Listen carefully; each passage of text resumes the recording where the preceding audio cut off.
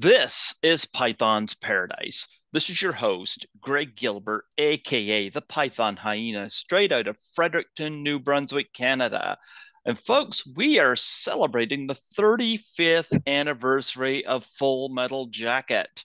Yes, I would have been 15 the year that movie came out, and I didn't see it at 15.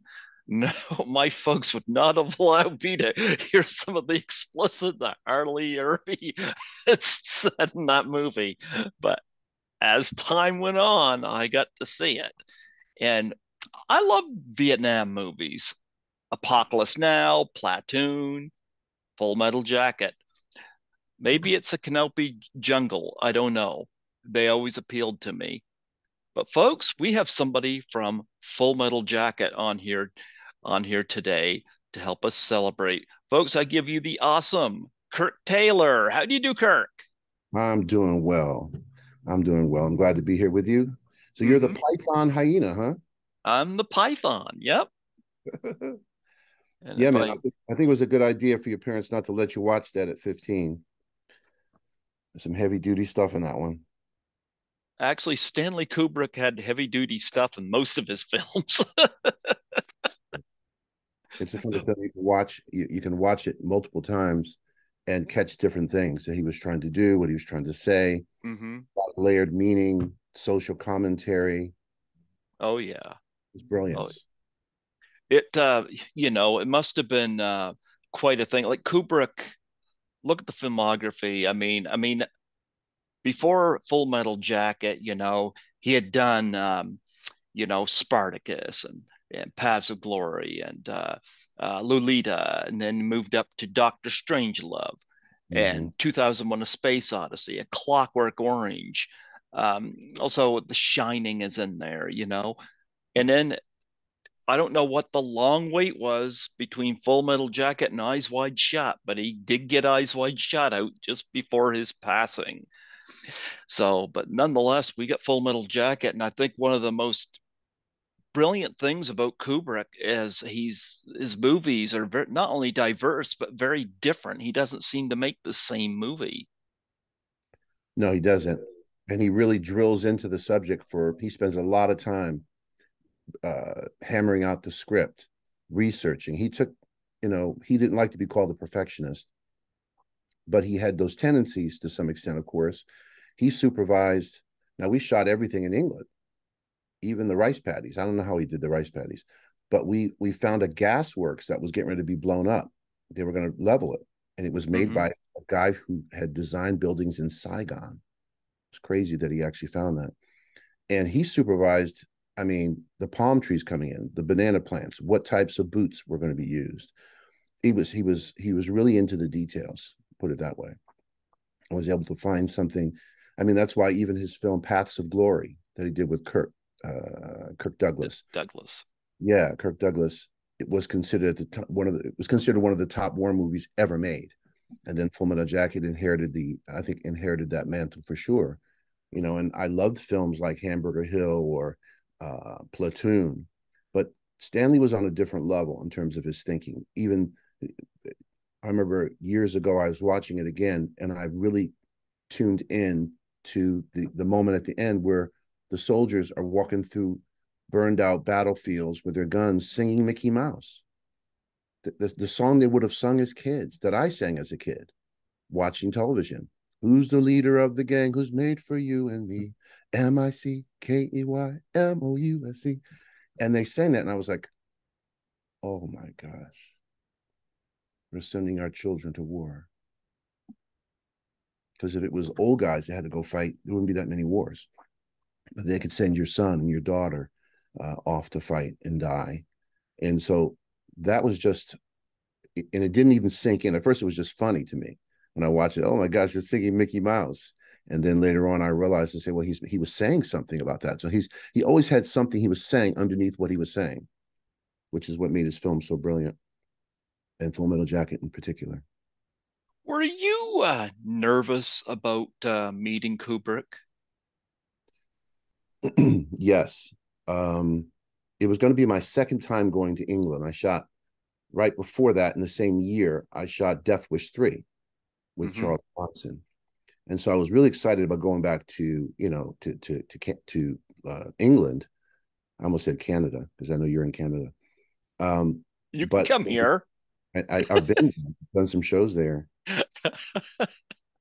So yeah, I mean, you're meeting one of the iconic directors of all time, one of the top, the greatest directors of all, the American directors around the world. Really, he's one of the great directors of all time. Hmm. So it was very scary, and I hadn't seen a picture of him at first, and so I had to find him in the crowd. And I was watching him, and he was so unassuming and quiet. That was just the outside, though. He had fire burning in there, and he was very gracious to me. We got along very well. Had some run-ins here and there, but he was wonderful to work with. Very encouraging. He knew how to encourage what you were doing. You know. So yeah, I was definitely. How could you not be meeting Stanley Kubrick? It's crazy. Of course, you played the character of Payback. Back, yes, yes, yes. Yes. So, in this film, of course, you know the history of Kubrick doing multiple takes, like 75, 80 takes. How much of that did you experience on Full Metal Jacket? Woo! I Now, just to rewind a little bit, I was supposed to be doing a different role. Hmm. Um, I was supposed to be doing the character was called Alice at the time. Uh, Became Eight Ball after that. But I was in London doing Death Wish 3, and I heard Kubrick was casting still, which I thought was impossible because he had been casting for 2 years, over 2 years. I had sent a tape in from New York. Didn't hear anything. I said, no, it can't be, no, it's not, it can't be Kubrick. He said, no, no, he's still casting. I said, okay. So I called up, did a British accent. Hello, we have an actor here, Kirk Taylor, who's working with Mr. Bronson. We think you'd love him. Can we send him over? And the woman said, yeah, yeah, send him over. And so I show up, and Kubrick's not there, but his right hand man, Leon Vitali, bless his heart, he just passed recently. Leon Vitali was there and some other guys, and they said, okay, Stanley he's going to put you on tape and have you, do a little improv, etc. And I said, can I tell Mr. Kubrick a story? And they said, yeah. I said, Mr. Kubrick, I said it was show and tell in little Johnny's class. And it was his turn to share about his family. And so the teacher said, little Johnny, please tell us about your family. He said, yeah, yeah. Well, I had a brother went to Vietnam and got shot in the ass. And she said, oh, Johnny, no, no, no, no, no. We can't speak that way in class. Say rectum, rectum. He said, rectum, nothing. It killed him. So I told Kubrick loved the joke. And next thing you know, he sent sides. I hadn't heard what a fax was at the time. He said Stanley was sending a fax to me in New York. Um, and I sent in my two auditions, and he said he loved what I did. I was one of only two people he said he selected from all the thousands of tapes that he had gotten, which is quite an honor. And he said he wanted me to play it was like basically the fourth lead. And so I researched the character. He's from New Orleans. He's from New Orleans. And so K. Paul was in town from New Orleans. His restaurant, he would open once a year in New York. And I went and spent time with all the guys in the basement, all the sous chefs and all that, and got the accent down. I was ready. And then I got a call from Leon Vitali. I'm getting ready to leave. Now, I've spent all the money I had made from Death Wish 3 at that point, but I knew I was going to make good money. And he said, Kirk, he said, please sit down. I said, okay. I didn't sit down. He was in my apartment in Queens, New York. He said, Stanley's been looking at the script again. He said, he doesn't think you're black enough to play the role. I said, what? What? He said, well, they have lines like Jungle Bunny, Spear Chucker, Jigaboo, and he just doesn't feel it's going to work. It doesn't fit his original concept. I said, I tried to say something. I couldn't say much. And we hung up, and I literally collapsed on the floor and was just in tears. And then I prayed, and then I started making phone calls to British Equity and different people. And I finally got a call back, and they said, don't misunderstand. Stanley, that's when he told me that he had selected me from just, all those tapes. He said, Stanley loved your performance. It's just that role. He said he wants to offer you a different role, Payback. I was like, okay. And so when I got out there, I was only supposed to be there for 2 weeks. I was what they called a weather cover because it was one of the indoor scenes. It rains a lot in England, all that stuff. It didn't rain for almost 4 months. It was like a redemption. Like you guys made me nuts trying to fire me and give me a 2 week role. And here I am 3.5 months later, and we haven't even shot yet. And when we did, we were rehearsing though. We were doing a lot Mhm. of rehearsing. So he was really, he was managing us and helping us to get what we needed to get. And when we finally started shooting, he just did take after take. He did like 35 takes of my scene. And when they were reloading the mag, he said, Kirk's on a roll. Quick, quick, get this in there. He said, excellent. He just kept complimenting me. And after like the 35th take, he said, that's it. And they wrapped me. And another funny thing about that moment was that during the first day of shooting, we shot over a period of days. The first day I had made a decision to have a choice that my Sergeant Payback had been in country for 3 tours. So this guy knows to have a gun with him wherever he's going to go. And so I had a fake M16, which I carried with me everywhere I went. And so I had it at the table for the Sea Tigers. I'm sitting there, we're doing our little interview thing, talking about what news we're going to break for the Marines, whatever. And we shot like 4 or 5 takes. And then Stanley looked up and says, what is that? Is that a microphone? Is that a gun? He went crazy.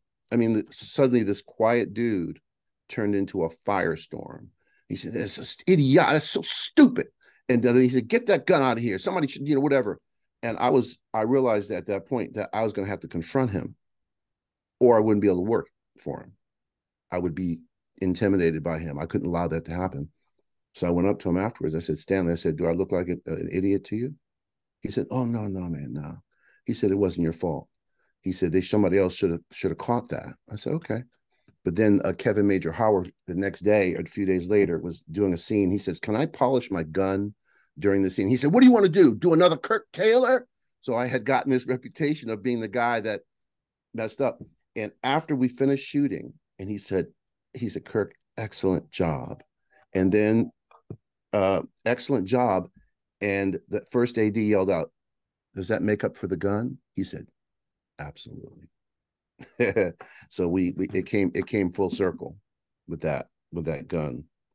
It ended up being a good thing. There you go. There you go.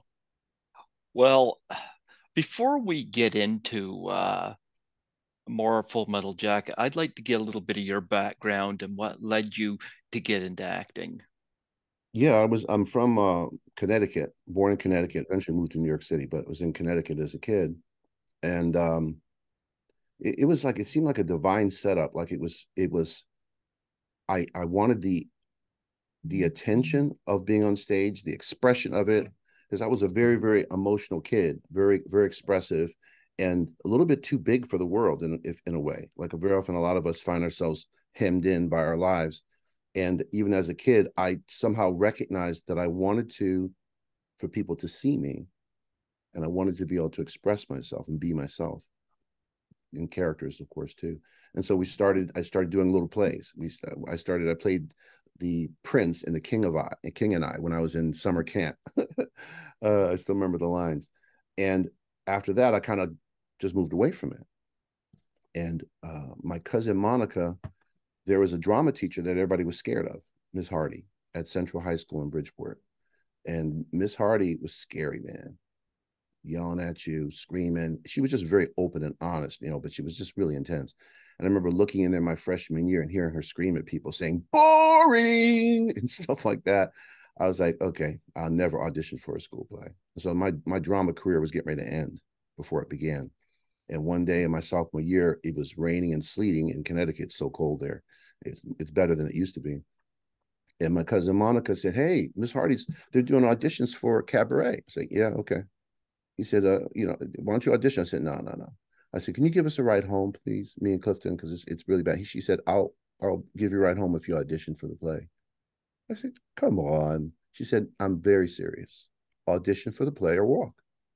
And so I was put in a position where I had to, and I ended up, I was dancing, I was singing, and the next thing you know, I have like one of the leads. I'm playing the Joel Grey character. I was much shorter in my sophomore year, and I'm the lead in the play. And my cousin Monica ended up in the chorus, so she was scratching her head. She's saying, "How did this happen?" And then from there, we started doing. We did a pajama game. I think it was the next year, and then we did Little Abner, and I had the leads in all of them. And so all of a sudden, things started coming into focus. I said, "Well, I could do this." And she suggested I go to New York because I had a choice to go to a school in Boston. I think it was Emerson. And she said, "You can go to New York and do NYU." And at the time, Lee Strasberg was still alive, who taught everybody from James Dean, Brando, Pacino, Hoffman, everybody came through the Actors Studio at some point or another, Sidney Poitier. And I ended up in his studio. Mm-hmm. And that was pretty much a life altering experience, because his whole thing was his book that was released after his death was called A Dream of Passion. It was talking about how Hamlet was commenting on this player who was getting ready to do this play, and how he could force his soul so much to his own conceit, he said, that tears and breaking of his voice and his visage, he called it a dream of passion. And so Strasberg's dream of passion was that, he came out of an era where, people like Bernhardt and others who were very, they would indicate based on their gestures. There was no real, you weren't really there emotionally. And he dreamed that could happen. And then he studied what Stanislavski had done, where they had discovered emotional memory exercises and ways to access memories and also find fuller expression, to break down the conditioning that we all go through in life. You're not, when you, as a kid, you can't, you realize you can't cry all the time, or you can't, you got to figure out how to hold yourself together. And so those kind of conditioning factors, which work in life to some extent, were very bad for actors, because you needed access to emotions. We often call ourselves emotional athletes, mm-hmm. right? You need to stay fit. And he took me through my sophomore year. I think it was my freshman year. I had shut down emotionally completely. So right here, I'm moving into an acting program at NYU, and I don't have any. I mean, I could laugh and get angry, whatever, but the tears that I used to have as a kid just watching Lassie on TV or anything would get me. I was so emotional. It was gone. And he took me through an emotional memory exercise that was ridiculous. People that saw it, and they'd seen many of these, they said it was the most incredible one they'd seen, because I tapped in to the emotions of being a 3-year-old kid. 3 years old, my mother was injured in the kitchen and blood was everywhere. And he started asking me questions about where I was, what I was wearing, what did you smell, what did you see, what do you see? And so by going into the senses, it started becoming, and it finally opened up completely. And there was this world that was inside of me that was still there. It was still active. And now I was being given the technique to tap into it, to use it. And so that totally changed the direction I was going in, because I was doing musical theater in high school. And now all of a sudden, I'm seeing the possibility of using myself in a very personal way in drama and comedy, but in a way that is true and engages the heart and affects people. And so then I started, after I got out of school, I started doing a little thing. I did like a thing on a soap opera. I did, I was on Guiding Light with Kevin Bacon. Kevin Bacon was on there playing a drunk football player. And I almost got crushed by a series of lockers that fell, but thank God I'm here still. But I would have been crippled if I lived. And he was fun. He was fun to be around. And then started doing like little film work, like I did. My first lines were in a film called The Cotton Club, and I really didn't have any lines, but I literally stole them. I ran up to Coppola, asked him if I could try something. Everybody was pissed with me, but I did it anyway, and he let me improvise with James Remar in the scene. So my first lines. Then I think I did Street Walking or Full Metal. It was Death Wish 3, then Street Walking, then Full Metal Jacket, and then it continued on. The latest project, I haven't been doing a lot of film lately, but the latest project would be one of them, The Angriest Man in Brooklyn, which I did with the late Robin. Are you the angriest man in Brooklyn? I was not the angriest. Robin Williams was the angriest.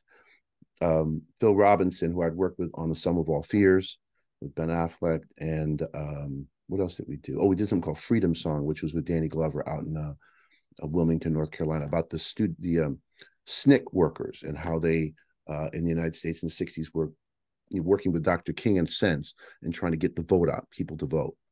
And so Phil was directing, and I had a chance to work with Robin Williams. Man, it was so. I'm so sad he's gone, you And know.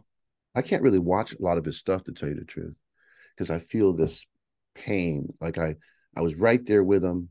I could tell he wasn't his self. I had met him once before, but I could tell he was different. There was like a melancholy about him. Mm-hmm. And I remember we were at lunch together, and he made a joke and did a Jamaican accent. It was so good. It was so funny, the accent. And I remember I started laughing. I said, "That is so yeah, it's Robin Williams. Of course, it's hilarious."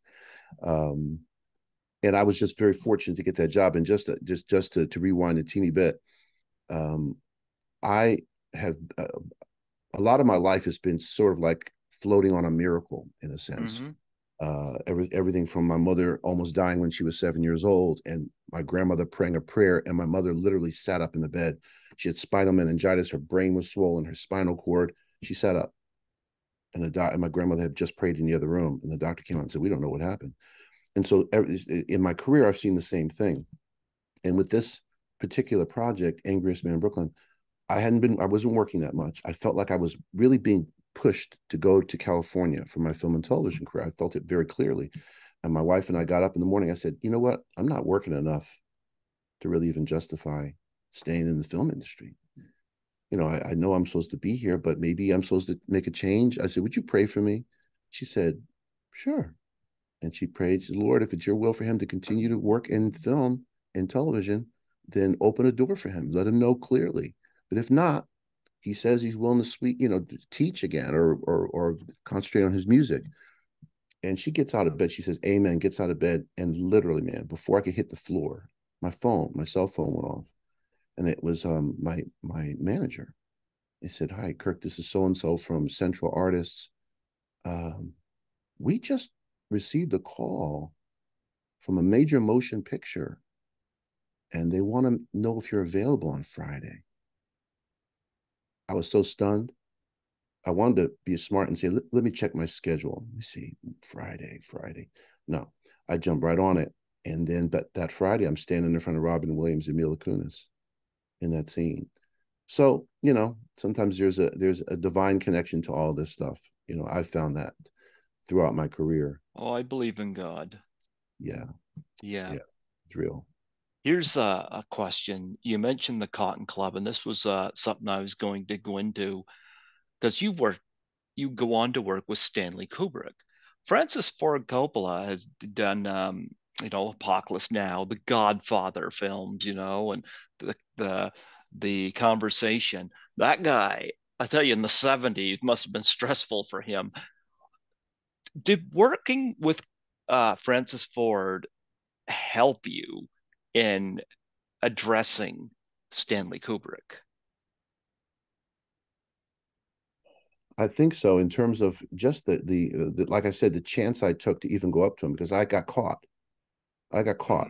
Mm-hmm. I'm an extra, right?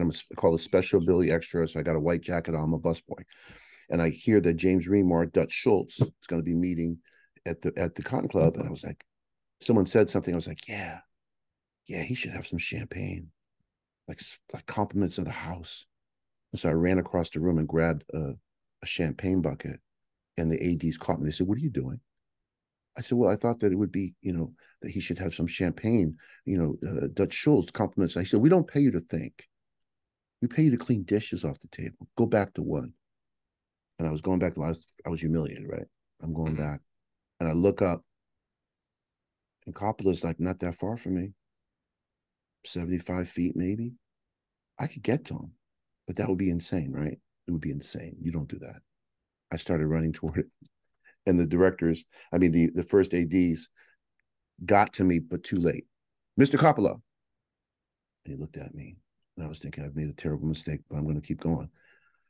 I said, "Since this is a special occasion, shouldn't Dutch Schultz get champagne? Compliments of the house?" And he looked at me.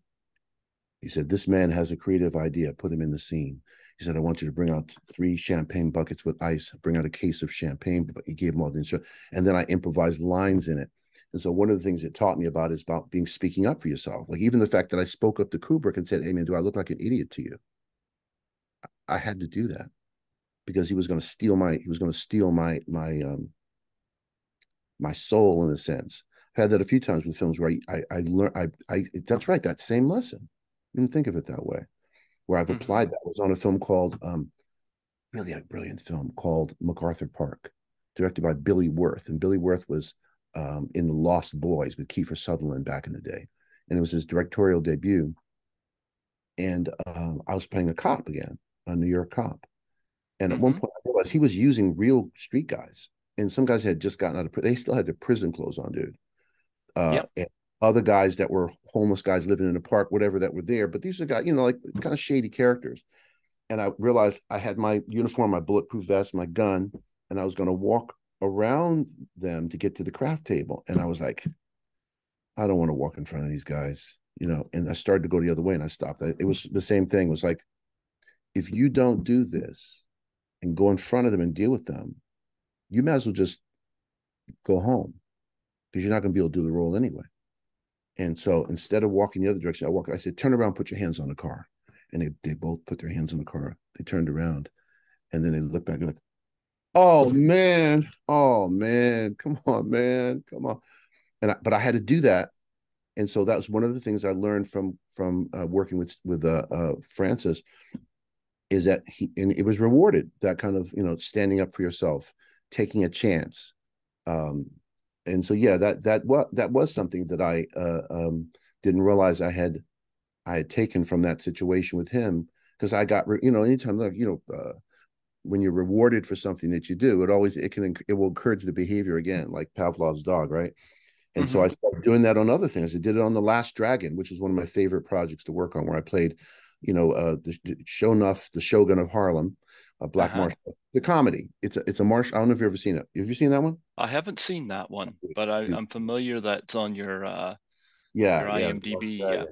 Yeah, and that's another where I was always focused when I was on set. When I was, even though I was, again, a special ability extra, a martial artist, because I did martial arts and I was an actor.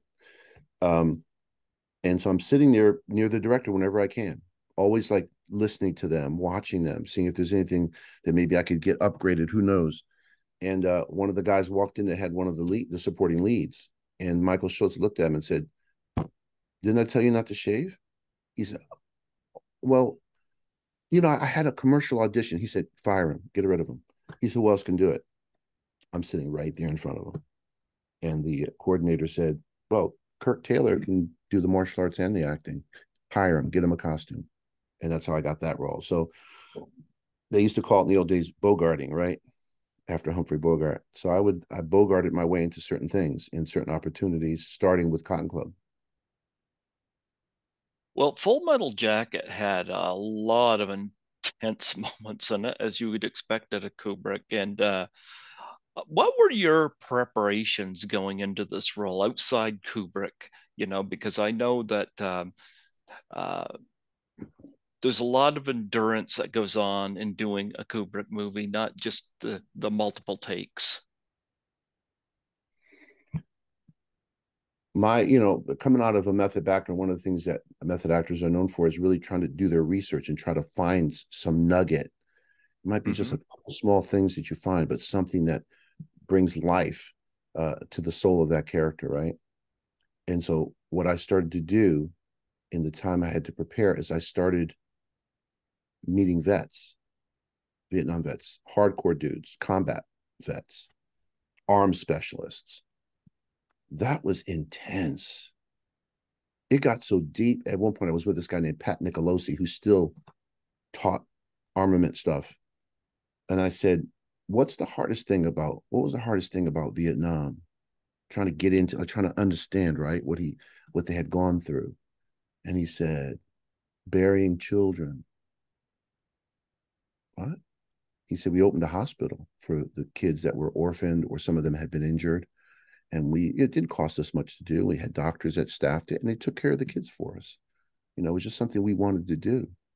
And we came back, and the Viet Cong had come through there, and they hadn't just killed the kids, they mutilated them, and all the doctors. They killed everybody. And Pat said, normally that's a bad recipe to go after them, because they're usually waiting for you, because they did it to piss you off. They did it to spit in your face. He said, but we went after him anyway. We couldn't help it. And we caught him. And we took them up to the top of an anthill and we buried them up to their necks and then took pineapple K rations and smeared it in their nose, in their mouth, on their eyes, on their neck. And we sat there and watched the ants eat them alive. And after all those interviews with the Iceman, the guy who was, when Martin Luther King was killed, about how some white soldier was mocking Dr. King's death, and he carved this dude up. So I started kind of getting the vibe of it, right, of what it was like to be over there. And then I started having nightmares, and I knew I had hit something then. I started having nightmares about Vietnam, like I was in Vietnam. So it had worked. And that was the preparation. If I had gotten the other role that Dorian Harewood eventually got, they changed the name to 8-Ball instead of Alice. I would, of course, done basic training stuff, all that stuff, and training there with him. So all the training I did was on my, on my watch here. And even the guns that I started, some of the guys showed me guns. I learned about the 1,000-yard stare in the woods in New Jersey. Scary, dude. And the guy went into the 1,000-yard stare without meaning to. And I saw him. He said, oh, he said, that was it. I said, what? He said, the 1,000-yard stare. He says, it's like you see beyond. You see, because you've been through so much. It's like this look that's chilling at times. So I saw that. So that was basically the type of preparation that I did to, find my way inside of it and try to make it live. Any stories of R. Lee Ermey, who well, he was so good in this, and I understand, he had experience in this sort of thing, and he was told to bring his A game to the role, and boy did he. Oh no, absolutely did. The story I was told was that he was going to be an advisor, and Kubrick brought a tape recorder and told him to record into what a drill sergeant might really say. And he went on for like 45 minutes with nonstop insults, tearing your neck off and tearing your head off and all this stuff. And Kubrick said, yeah. He says, what do you do in the next 2 years? Because I think it took 2 years to shoot. He got more, and he was in Vietnam. He was a real sergeant. Yeah. And he got shot up from what he told me. But he got more injured on Full Metal Jacket. Wow. He when I came back at a certain point, he was in the hospital, and he had, let's see, I don't remember which one was first. I remember he cracked his ribs. I remember he took some kind of medication that made him very sick. His teeth broke. I mean, it was like they started describing the stuff that happened to Lee Ermey. I was like, oh my gosh, like it almost killed him. Literally almost killed him. Worse than Vietnam.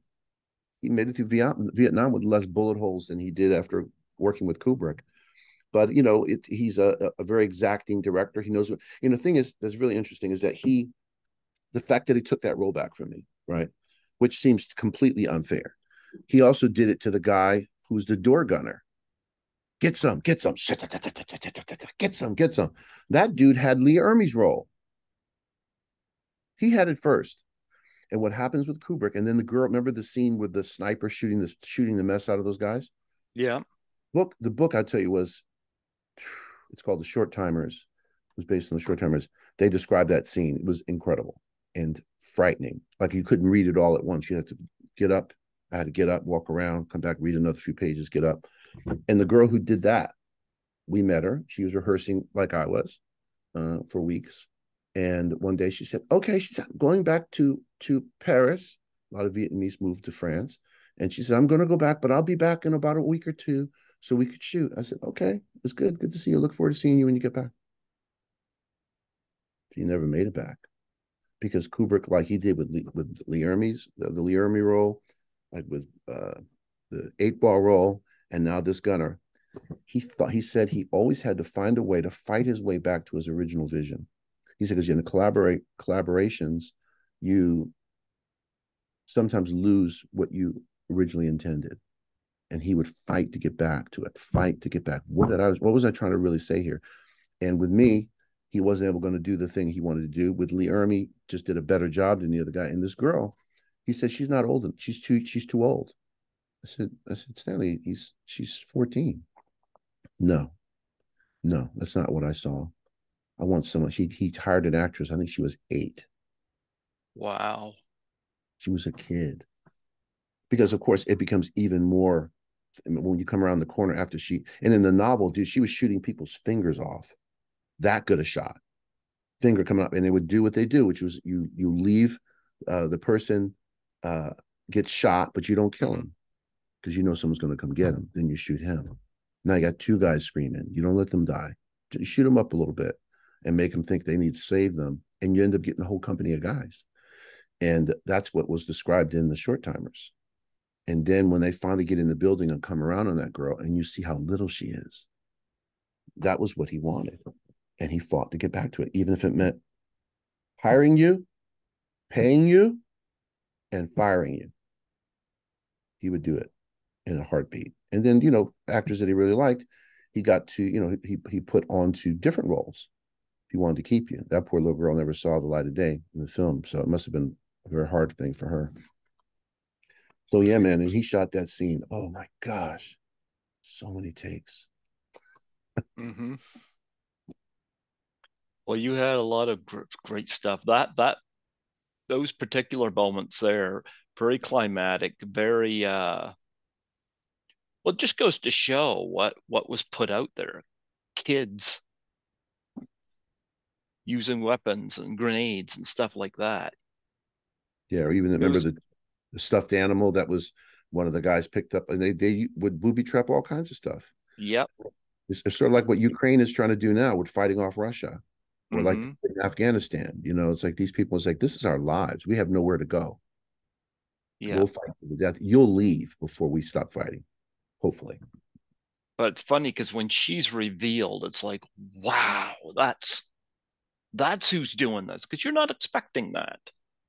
And it No. was a great moment Yes, and in the that was a shock he originally wanted to have. Now, of a vet that I interviewed, his name is Tucker Smallwood, and Tucker, he works constantly. Handsome guy. He got shot to pieces in Vietnam. They uh-huh. shot him up. He was working with their regulars, our regular soldiers in Vietnam, right? Mm-hmm. They didn't have a lot of them really, but he had a company of those guys, and someone shot him up, shot him through the neck, shot him in the shoulder, ripped his neck open, and he had to his vocal cords were damaged. He had to put a tourniquet around it and then try to call in.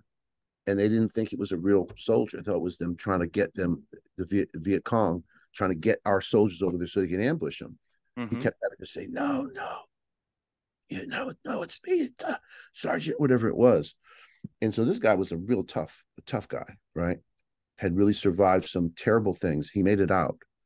And I have interviewed with him about Vietnam. And when he saw that scene with the little girl, he went crazy. He was pissed. Especially, he said the way the guy stood around her and looked down at her, like feeling sorry for her. He said, we would have killed that little bitch in a second. That's what he said. Standing around looking at what kind of bullshit is that, he said. We would have wasted her. We wouldn't have thought about it for another second. And of course, but for the audience, they're represent in a sense, the soldiers are representing us, the audience. Mm-hmm. Tucker was a hardened dude who had been through several tours. And these are, Joker and Rafterman and those guys. These are younger guys who are just getting a taste of Vietnam, really.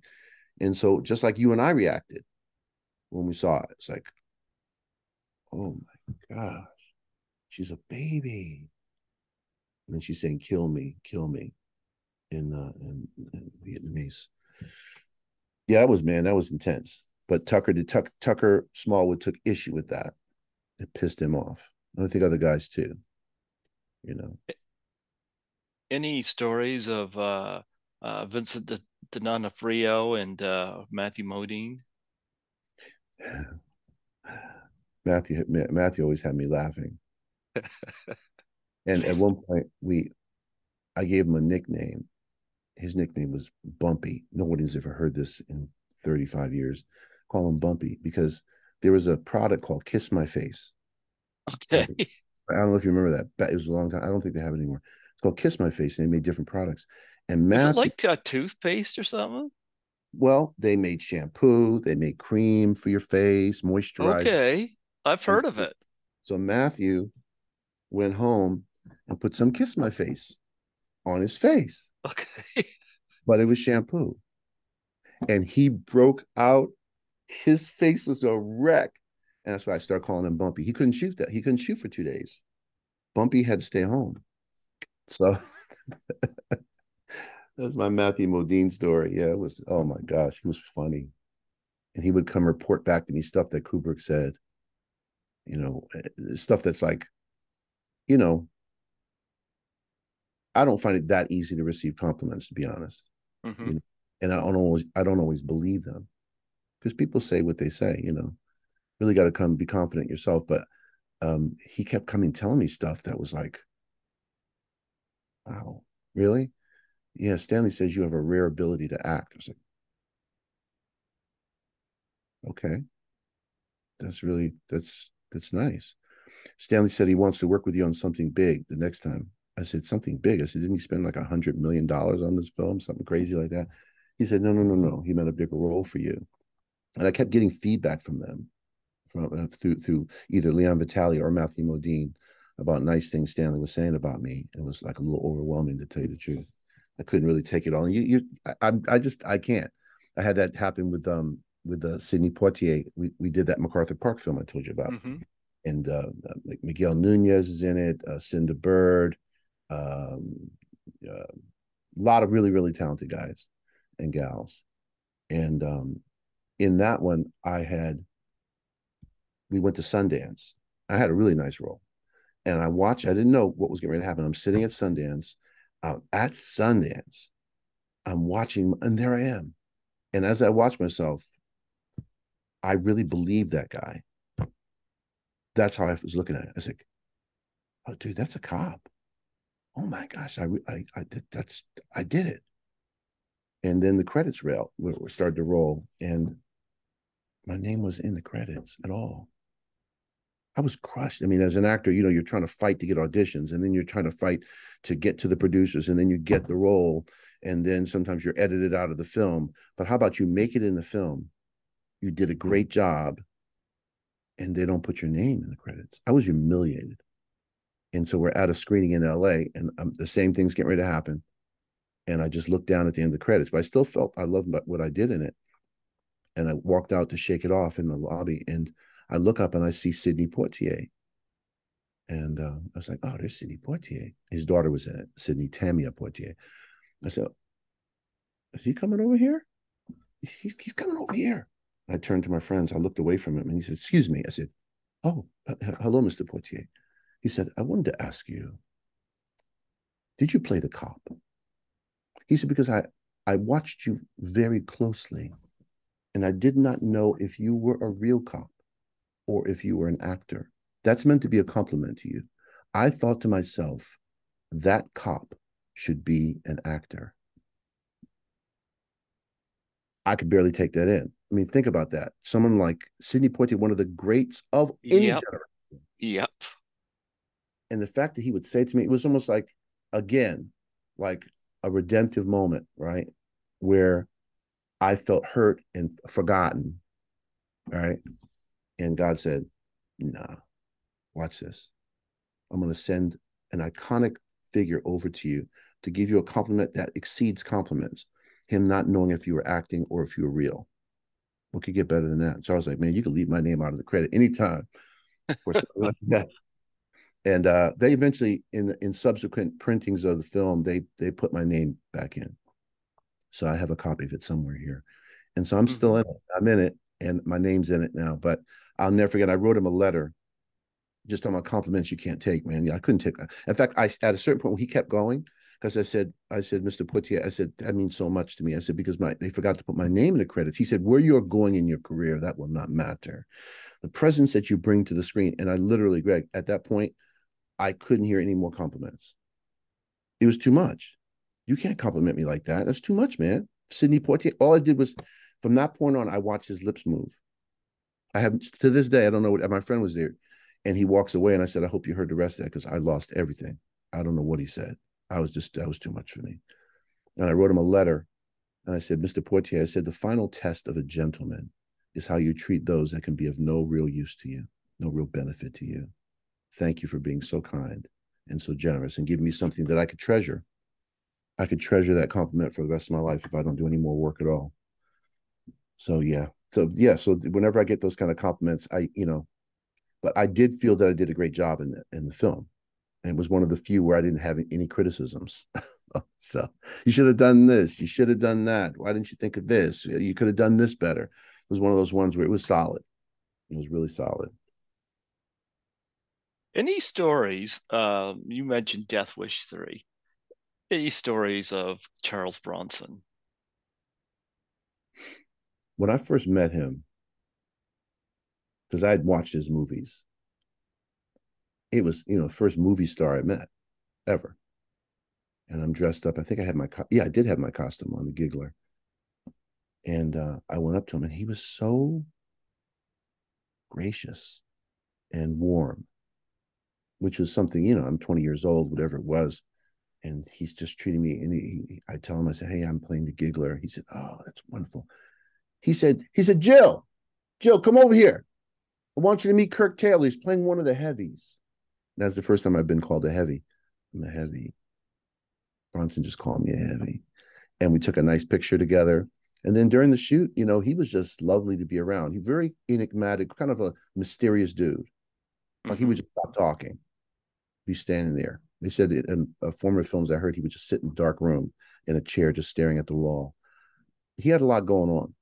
And at one point, I was supposed to, in my death scene, I'm supposed to push him against the wall. But he's 80 years old. I'm not going to push him that hard. And he has a camera over his shoulder. I snatched the camera and I push him. And he said, push me harder. I said, okay, Mr. Bronson. And I came the next time and I pushed him hard. He said, son, push me hard. I said, okay. And I pushed him. I was afraid I was going to hurt him, but I pushed him against that wall. And then he reached in his coat and brought out that 475 Magnum gun, the Wildy. Woo! And that shoots a modified rifle cartridge. So it's a devastating gun. In fact, so much so that when they start putting all this stuff on my body, they put a bulletproof vest, they put a metal plate, and then they put my shirt and stuff. But on the plate, they put, instead of one blood packet, they put 5 and 5 explosives things on my back where I'm getting shot, which is unusual. Usually the exit wound is where it's large. But in this case, they wanted to put it on my back as well because of how big the bullet was. And when I ran to do the stunt, like I'm looking back at him laughing, like, you idiot, I got your camera. And they touched these 2 wires that were running up my leg. They touched these wires together. And all of a sudden, boom, and I flipped and rolled, cut. And I got up and they showed me the jacket. I had this thick biker's jacket on, like 3 layers of leather. It was really, really tough leather. That thing was dripping blood. It was ripped. It looked like it had severed my spine. Of course, it severed my spine. And I got sick, actually. Like, not to the point of anything terrible happening, but I literally was going to pass out when I saw it, because that was, that's my blood, basically, or the giggler. The giggler no longer lives. Yeah, so yeah, that was really traumatic, but exciting too. The first time I think I had ever been shot in a film. Yeah, it's the first time I'd ever been shot. I've been shot several times since. And of course, you did School Days. Spike. Like, That was a real iconic. It's funny. I really, how fortunate and blessed I've been to be in just some iconic films. Like, there are a with lot of some films iconic filmmakers with too. filmmakers. Yeah, it's like when I was thinking about that today before our interview, and I was thinking, wow, I've been so blessed to have these opportunities. How did I get to all these folks? Everyone from Strasberg. I studied with Stella Adler for a little while, was Brando's teacher, and a lot of other greats. And then going up through the ranks to these different directors from Coppola and Spike and Kubrick and Phil Robinson, who's one of my favorite directors. It's been really pretty crazy. that I'm able to have that kind of access to these great men, these great directors.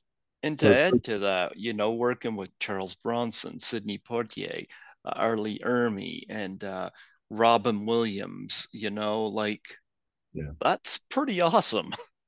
yeah, and and the challenge, of course, Greg, is that you know it's easy to run out of gas in this business, to just get a little worn out. It's grueling, man. I did like 50 auditions last year for and some really good ones for some big projects. I didn't get any of them. And so that whole thing, that prayer that my wife, I should have her pray it again, right? But if I'm meant to stay in the business, but I already know I'm supposed to. It's just a matter of what the right project is. I'm really she's on a TV show now called, well, you remember the original CSI? Yes. The original one with Grisham and Marg and all those folks. They did 15 seasons and then took 5 off. And last year they came back and started again. And she's a script supervisor, a department head. And so she's at work right now, working on a second project. And what I really would like to do is get on a TV show for a few years, just to take care of some of the things that need to be taken care of. But in the meantime, I learned a lesson. I heard an interview with Tony Bennett, Okay. and he was talking about how he liked to paint. And he talked to Duke Ellington. He said, "Yeah, man." He said, "I don't know. I don't know if I'm wasting my time with this." And I like painting, but I really want to focus on music. And Duke Ellington said, "Hey, man, no, paint. It will give you sanity during those hours when you're waiting for this or waiting for that, or you're tired of this. You have something you can do. Nobody can tell you when to start.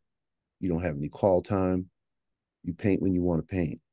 And so what I'm starting to do, thank goodness this computer, I have some music on that I just recorded, and I couldn't get it. I couldn't get it to start, by the way. So I was freaking out up until like a minute before we started because it wouldn't charge, but I hadn't used it for a couple months, and so it was just blinking, and it was really strange. And it came on, and my song is still on here, and so I'm working on recording. I play keyboards, have kind of a jazz vibe, jazz R&B vibe for a lot of the songs that I've written. Got like over 50 songs, and so that's going to keep me sane in the waiting periods. But I know I'm going to work. I know it's coming. I just don't know when it's going to be. And then I'll make a public declaration. But I hope my mother-in-law doesn't see this. Probably not. My wife and I are going to have a baby in June. Okay. We haven't told her because she's really, the mother-in-law is super super intense, dude. She's like going to try to take over, so we have to wait. And so we're going to give her a Christmas present that says grandmother on a t-shirt or something like that. Hmm. Then we're going to tell her. So I'm moving into a different phase, and it'd be a good thing to be able to work on the music because I can do that from home. And auditions these days are almost always at home now. I have a green screen behind me, so we got all kinds of different color screens that we use and stands, and we got 3 or 4 lights, really great LED lights, and microphones, and all kinds of rigs. So, we're hunkering down here in North Hollywood, California. Well, you know what? I know you're not big on taking compliments, but I'm going to say this, you've got a lot to be feel blessed for, like I mentioned some of the names you worked with, not everybody can say that, and you worked with some people that are no longer with us, like even Yeah. hearing about Robin Williams, is very touching, Yeah. and yeah, sure you'll work again. And I'll make sure your mother-in-law doesn't see this That'd beforehand. be It'll be hilarious. unlisted on YouTube at first, Uh-huh. but I'll send you the link and you can post it whenever you want That's to post it. hilarious. I have her watch it. That'd be a funny way to have her find out too. We'll see. We're gonna do something funny. My wife has a real, her family has a great sense of humor, and they always Yeah. do strange, funny gifts. Not normal gifts at all, dude. And so Oh, that's awesome. this is gonna be one of the ones. In Tagalog, they use the word Lola for grandmother, so we'll probably put Hmm. Lola. Lola, it will say it's something about Lola on a coffee mug or something like that. So we're gonna get her. You're gonna And get her. That's awesome. we're gonna videotape every second of it. But yeah, and I am actually confident I'm going to work. It's just a matter of, sometimes it just gets weary. I mean, you can ask actors. It's like, I'm sick of auditioning. But auditioning can be fun if you think of it the right way. And it's not about, you cannot get the job for yourself. You just have to do the best you could do, and assess it afterwards and move on, and just enjoy being able to meet people and have people Mm-hmm. see work. So whether or not you're getting paid for it or not, it's still work, it's still valuable. And you get to connect with folks. So I go back and forth on that. Sometimes it's like, oh God, another audition. And but they're I keep all of the videos, and I went back to look through them. I was like, oh wow, that was excellent. I wonder why I didn't get it. But my friend who does casting, he said, man, sometimes you're too short, you're too tall, you're too light, your nose is too small, your nose is too big. It could be anything. You wore a certain outfit, whatever. It could be so many things. Or my wife tried to introduce me on her show on CSI, and before she submitted me for it, but before we could even be seen, in fact, before they put the call out to the general casting community, it was filled because it was a friend of somebody. So you never know how that's going to happen. And so you just have to just hold everything with a loose hand. And as you said too, I'm blessed no matter what happens at this point, whether I'm working on music, acting, I'm writing as well. I have a couple scripts that I'm working on. So I'm gonna. This is sort of a second act for me. Having a baby first of all, uh, and then moving into a new phase of work, whatever that's going to mean. I don't know what that's going to mean, but you'll be one of the first to find out. Well, every once in a while, you watch some of these movies we talked about, and when you come up on screen, just remind yourself, I was there. Yep. I was there. I said, I'm part of this. That Yeah. makes you important. Yes, yes, and Yep. it can't be taken away. That's the thing about film too, is that Yep. you realize it's the very last film I did, I think, was Revival with Harry Lennox, and he Mm-hmm. wrote, it's like a biblical epic, right, about the Book of John with the mostly black and some Asian, some white cast members, and I played Simon Peter, Okay. the apostle who denies Christ 3 times, the rooster crows, all that stuff. And at one point, they shot it out of. I will never let this happen again. If you're carrying the emotional weight of a scene, don't let them shoot the other people out first. You have to be shot out first. And I didn't. I was being gracious, and all these other actors didn't know their lines, so they kept having to cut. And I'm have this full emotional thing that's going on. I'm at a moment. Jesus has just been taken. I didn't. I'm getting ready to deny him. I'm embarrassed. I'm hiding out. Um, and when it came to my coverage, I had literally been emotional for 11 hours. I was able to do it. I have good technique. I'm good with my instrument. I know how to work with my instrument. But at a certain point, your body's like, no, no, no, no, no, no. We're done. We're done. I was like, now my close up. We've been shooting all this time. It's 12 hours later, and now it's time for my close up. And I remember I didn't have much left. I didn't have anything left really. I was just exhausted. I was cried out. I don't think I drank enough water to have more tears. I don't know. It was just a mess. And I said to the director, he said, I really need more. And I was like, I've been doing more all day, bro. You should have shot me out. Okay. I'll tell you what, set the shot up, and I'm going to go over here to the side behind the curtain here. And I walked very calmly to the curtain. And as soon as I got behind the curtain, I fell on the floor. Ah, help me, Lord. Help me. Oh, God, this is going to be on film forever. People are going to be able to watch this forever. And Lord, don't let me be shamed in this. I got nothing. And then the tears started flowing from that. And I ran back into the scene and started the scene, and it turned out good. But I That's got a awesome. I got a message from Harry. He said, Kirk, he said, your work in this scene brings me to tears. And it was one of those other role, at least the version I saw, they've messed it up since. But the version I saw, I did the same thing I did with the Portier film, the Portier project, where I said, I believe that guy. I believe that guy. I really did. That it was in it. It was really strong. They kind of did some crazy editing things that kind of, for me, took away the the power of it, but it's still good. Still good. Revival with Harry Lynch. Chaka Khan's in it. Michelle Williams from Destiny's Child. Just a host of actors that you would know. Just a really Mm-hmm. fast, a very grueling project. I learned so much on that one. You learn every film, you learn something. I learned about not about getting shot out first if you're carrying the weight of the scene, and also you have to take special preparation if you're shooting over a 5 year period. We shot over 5 years. They would stop for 7, 8 months and then call you back and come. We're shooting tomorrow. That's hard. That's very, very hard because you lose the continuity of it. There was a certain continuity I had and the strength, and yeah, a lot of that.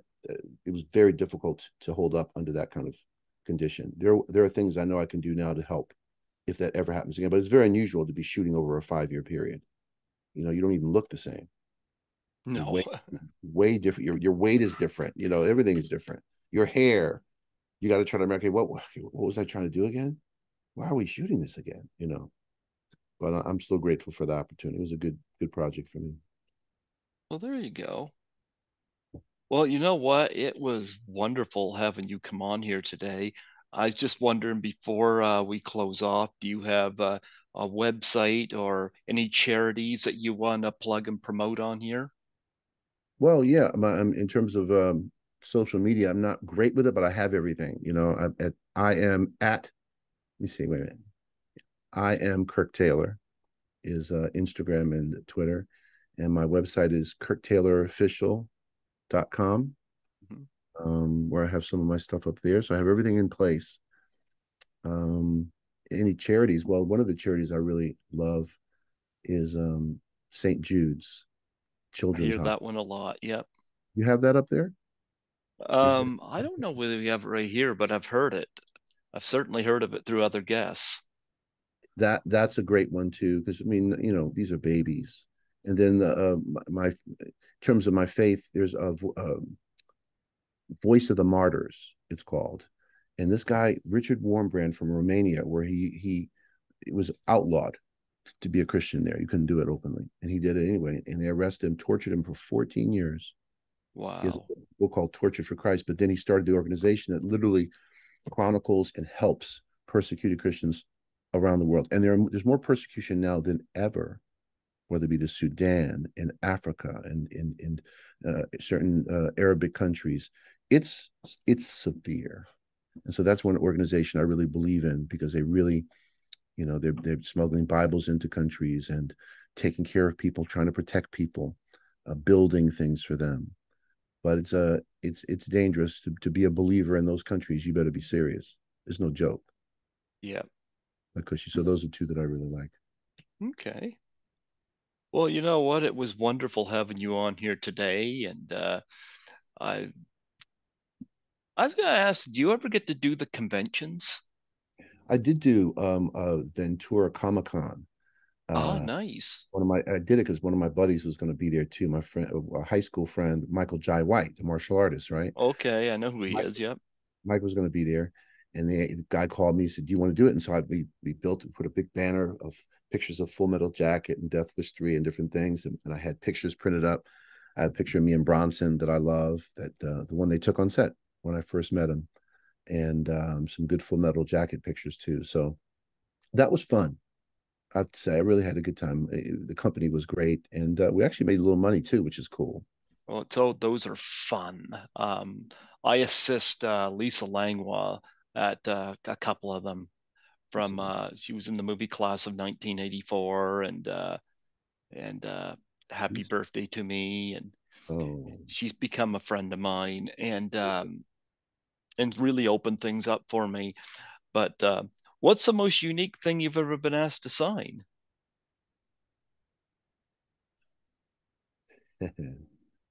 I at some point I think I signed some clothing. There was some clothing. Okay. You know what? Someone actually had me sign their body. I You can't know they're remember. going to tattoo that on them. I don't know. It's like, man, you don't wash it for a while. But I would think it was on their arm or something like that. So, are you sure? Yes, yes, yes, Mr. Giggler. Whatever. Yeah. So, Wow. Yep. No, those are fun. Those cons are fun. I did two of them this year. oh, cool. Yeah. So they're a lot of fun. What do you do when you're there? Well, at Horrorama, I assisted Lisa at her table. So, took pictures of her with the fans and helped keep her table arranged and stuff. And at Frightmare in the Falls, I just went and I gave out my business card and, met some of the people there and basically opened doors up to have more people on my podcast Nice, network, basically. Yeah. nice. How many people do you Hmm. have now on the podcast that You are, let me see, because I just before you came on, I had David Brand on from Fast Times at Ridgemont High, oh yeah, and he was number in total since 2015 when I started doing this. You're number 686. really? And for this year, um, let me see. That's something I'd have to check out. Checking out my playlist here because I need to. Yeah, you're gonna be number 158 for this year. Oh wow, okay. Yep, not bad. Not bad at That all. is not bad. I'm gonna start looking at some of your episodes. So where do I find them on YouTube? Under Python's Paradise. And eventually too, like I'm going to graduate it to Spotify and Apple and some of those places. Good, I haven't good. done that yet, just because I work at the hospital here. Okay, Yeah, I work as a housekeeper in the hospital. excellent. So a lot of my time goes to that. And plus my laptop conked out when I was in Toronto. So this is I did a couple with a temporary laptop, and I just got this new laptop and had you and I had David Brandt on today. So Is it Mac or did you get PC? I got a Dell. Dell. Okay, yeah. Yep. I Yep. bought my first Mac laptop. This is the one that we're on right now, and it's Mm-hmm. great because the music program is called Logic, and it's Logic is a really great program. A lot easier than Pro Tools and some of the other ones. Or I think it's Pro Tools, whatever it is. It's a great program for music. Yep. So yeah, that's the basis of it, and so I enjoy it and looking forward. This is my record year in terms of interviews. My record was 144. I've more than surpassed that. 158, nice, very Yeah, nice. I would have Very, had more had my laptop not conked out, but right. you never know. I I think I can hit 170 or 175. Ah, my kitty's here. Skittles. Look at that, my kitty. Girls, hey Yeah, Skip, Skittles. Yeah. He's like, you're embarrassing me for hits. You're exploiting me.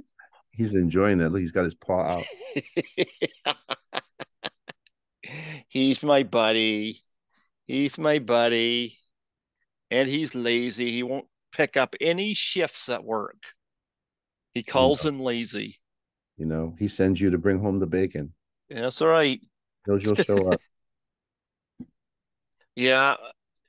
And then when I'm sleeping, he jumps up on top of me. While I'm trying to sleep, he's active. Oh yeah, so he is a nighttime guy. Oh yeah. Well, I mostly work overnight, so I work overnight tonight. Okay. What time Yep. is it there? What time are you there? It's 1 o'clock here. Oh, well, it's 5 o'clock here. Okay. So you got a Yep. few minutes. Oh yeah. Well, I didn't work last night. I had last night off, so I was able to get rested up, and I like doing the overnights because I can schedule these during the day. Yeah, that makes sense. Yep. So I'm more of a night person anyway, so Me too. Me too. yeah, absolutely. That's why noon worked very well for me. There you go. There you go. Yeah. And being lazy works well for my cat. Do you have a kitty? No, Rochelle unfortunately is allergic to cats. Like if she goes in a house that has a cat, the cat's not around. Cat's hidden upstairs. She knows immediately. She walks in. So we're gonna look. Once the baby comes, we're gonna get a puppy so they can grow up together. So probably unless we could find a way to get over the cat allergies or get one of those hairless cats that look like ET. Or you can do what my brother and his wife did, get a couple ferrets. There it is. Ferrets. Just Then remember, if anything's missing, look under the bed. really? So they're Yep. little kleptos, huh? Yep. I watched them drag my sister-in-law's hair dryer down the hall and under the bed. Really? Yep. And they're pretty smart, aren't they? Oh yeah. Mischievous little devils, but they're fun. Yeah, yeah. Hmm. Yeah. Well, thank you so much for coming on here today, Pleasure, man. and celebrating the 35th anniversary of Full Metal Jacket. Before I let you go, would you mind doing a plug for my show? Sure. What do you want me to say? Just state your name and say that we're celebrating the 35th anniversary of Full Metal Jacket, Hmm? and then say you're listening to Greg Gilbert on Python's Paradise. Okay. Go for it. Hi, it's Kirk Taylor here. We're celebrating the 35th anniversary of Full Metal Jacket. Never thought it would come so quick. And you're listening to Greg Gilbert on Python's Paradise. Absolutely. Well, you have, because we're right now it's November the 29th. We're at the end of the month. So you enjoy Christmas Thank and you. shocking your mother-in-law. Can't wait. You Something tells me that's your hobby.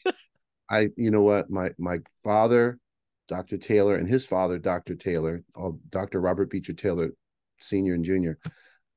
They both. My dad's still alive. He's 93, and he's still bowling, still doing his yard work, still shopping. I mean, you wouldn't believe it. You can't believe he's 93. And his father and my father always would have a joke. In fact, that joke I told to Stanley Kubrick was actually his uncle's joke, but the jokes run in the family. Yeah, for sure. There you go. There you go. Well, until then, you have yourself a Merry Christmas, and Man. we'll see you at the movies. All right. See you at the movies. Absolutely. You take care and God bless. God bless you too. Thank you. Keep the faith. I will. Bye bye. Bye bye.